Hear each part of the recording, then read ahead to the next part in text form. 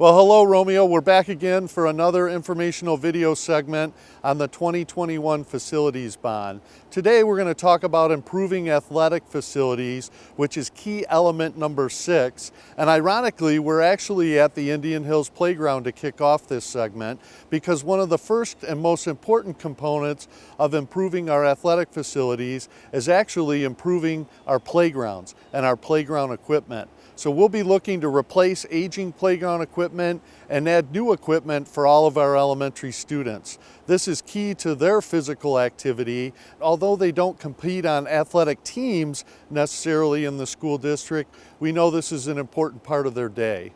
A second component to the improving athletic facilities is also improving our physical education equipment.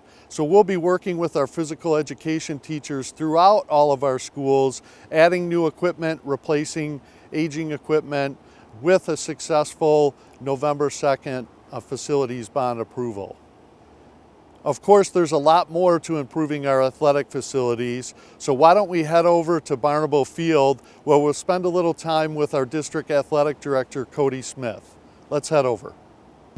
All right, so we're back at you here talking about improving our athletic facilities in the November 21 facilities bond, and I'm happy to be here with our district athletic director, Cody Smith.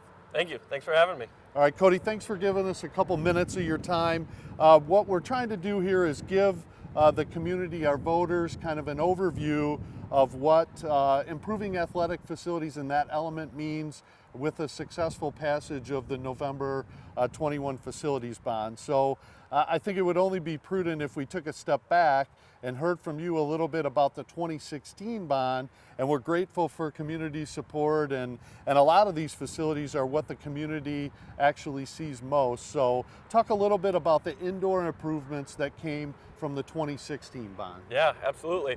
So all three of our gyms have been revamped. The high school has a nice brand new facility, main gym. The next door at Powell, that is completely redone. New floor, new bleachers, new backboards, everything looks amazing in there. As well as over at 32 Mile, the new middle school, that gym looks completely different. You wouldn't even believe you're walking in the same one of facility. my favorite projects from the 2016 You wouldn't even believe you're walking in the same facility. So all three gyms look amazing. State-of-the-art weight room at the high school, and then we've converted one of the learning spaces over at Powell into being our multi-purpose room. Get some cheer and dance and wrestling activities going on in there. So updating those facilities and expanding a little bit helps support athletic programming both for practice and competition, right? Absolutely, yeah. So it gives us much more space to work out and have our activities kind of spread out instead of all thrown on top of each other. Yeah. So let's shift to outdoor now, and it's no secret that the stadium renovation, the turf field, is one of the marquee elements of the 2016 bond. And coming off our Watchdog game, man, just thousands of people get to see this, every week in the fall and spring. So talk about this stadium and what this facility has meant to our athletic program. Yeah, it's come a long way since it used to be the old mud bowl here. The facility, the turf is in great shape. The stands, we've added more stands. Like you said, since we have such big crowds here, it allows us to have much more seating for our fans. The concession stand is a lot more updated and modern compared to what it used to be, tucked under the bleachers. So it's a brand new facility and looks amazing. It's kept up really well. The scoreboard is amazing. I think that's one of the top probably in the state. There's only a few that kind of compared to what we have here, so we've been very beneficial to have that with all our extra activities that we've needed. Helped us in the pandemic with commencements too. Absolutely. Let's shift a little bit here and let's talk about the phase 2 and the second part of the 2021 bond. And so when we talk about our athletic facility improvements and talk about what would be coming with successful passage of this bond.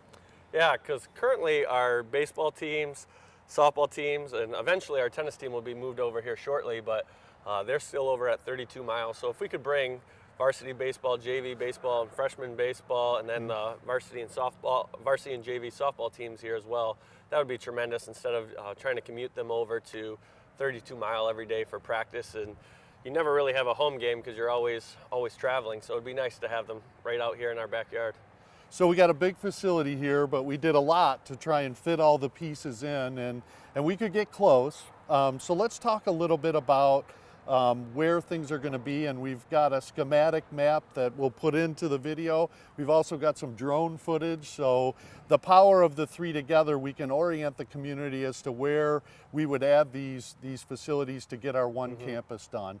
Let's start with the tennis courts, because the tennis courts is actually one of the last projects of 2016. Where are the new tennis courts going to be located? So those would be located right off to the southwest corner of our football stadium. So it would be located between Barnabo Field and Powell 9th grade center. So it'll be right off the bus loop, easy access for our tennis facility or our tennis community members to get to. So it's located right off the southwest corner. Okay, so right over here, easy access to the parking lot, because tennis courts get a lot of community use in addition to our teams. Absolutely. All right, so we'll make our way over to the south end of the facility, and if I'm not mistaken, varsity and JV softball fields would be put in on the south end? So yep, those will be located on the south end of the property, located towards the east side of Powell.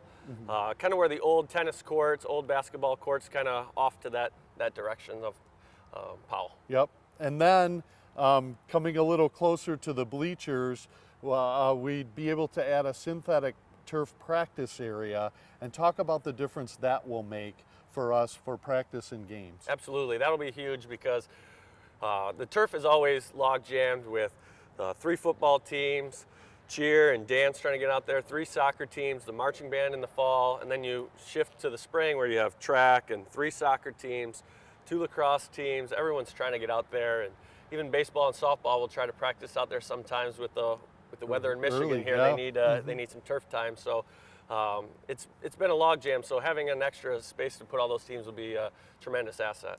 Well, and we know that this is kind of a old swamp. This was, very wet plot of land, and so it's difficult for us to even use, regularly the grass practice space that we see here now.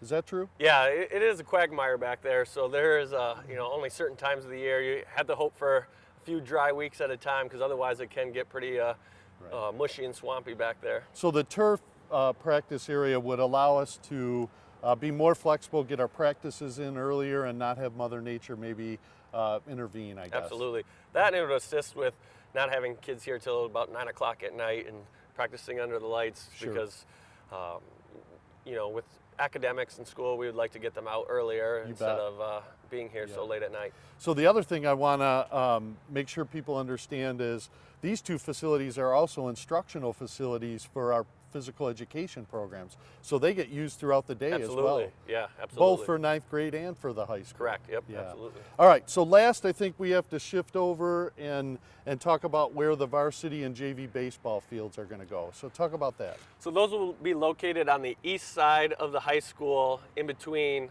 Hevel and the high school. So it'll be located on the far east side parking lot, over by kind of the culinary rooms and Dem Academy wing. So it'll be located on that far east side of the building.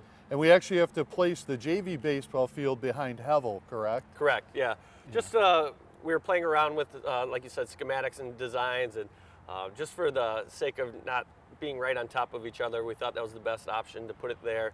And we have a partnership with ITC, to get through, to have a walkway to get through, so our players won't have to drive to get through. They can just cut right over to Hevel.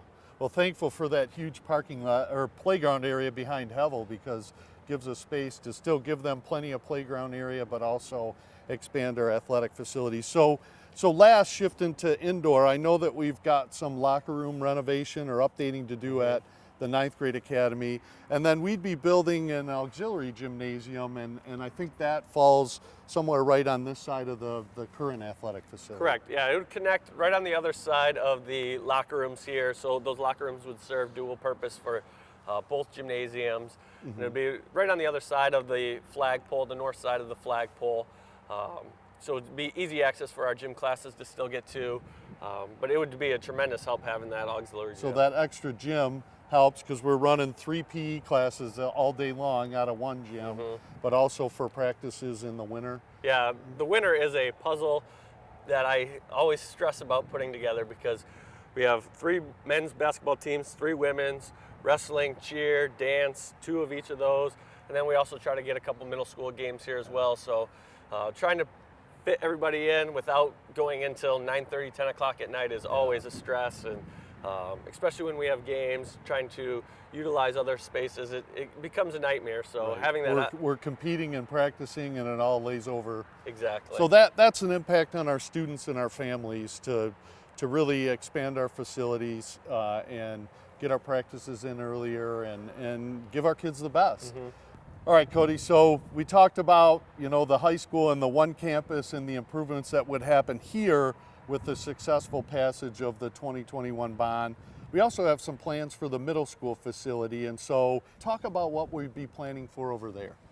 So yeah, with Barnabo being overbooked already as is, it'd be great to have a place that the middle school could call their own.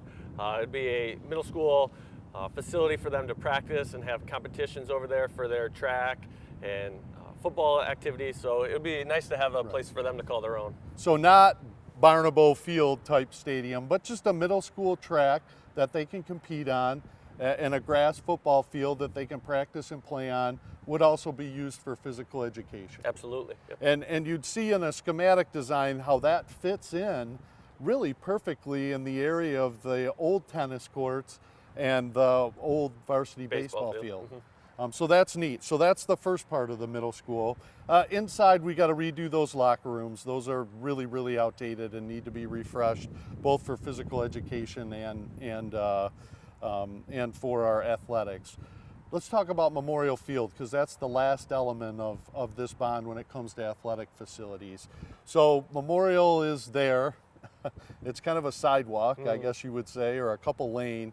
Talk about doing some simple improvements to Memorial Field in the interim to the potential of actually creating a track right behind the middle school. Yeah, Memorial Field has been a nice blessing to have that extra practice space, even though it is up in town a little bit, but having it revamped a little bit, the bleachers could be redone, and having a usable track for our community members to run on, having it just accessible to them, because we always have something going on at the stadium, but having a nice usable facility in town for our community members as well as our athletic teams and middle school teams to have another facility, that would be a nice asset to have. So the target of that would be really to just have a better practice facility for our middle school track teams and of course community use. In the long run, not having to walk down Morton Street to Memorial, but to have a better competition ready track, because as I understand it, we really can't create a track on that Memorial site that is really competition certified. Correct. I think it's a little too compact in there, so having it redone would be a nice asset. Yep. So that's kind of a comprehensive look at what would happen across improving our athletic facilities that really impacts from our elementary playgrounds to the high school site to the middle school site. A lot of good things in store that touch our students, touch our families, and touch our community as well. Absolutely. We couldn't do it without your support and your backing of our academics and athletics here at Romeo High School and Romeo Community Schools. So we are greatly appreciative of this community. Yeah. All right. That's a wrap for improving athletic facilities.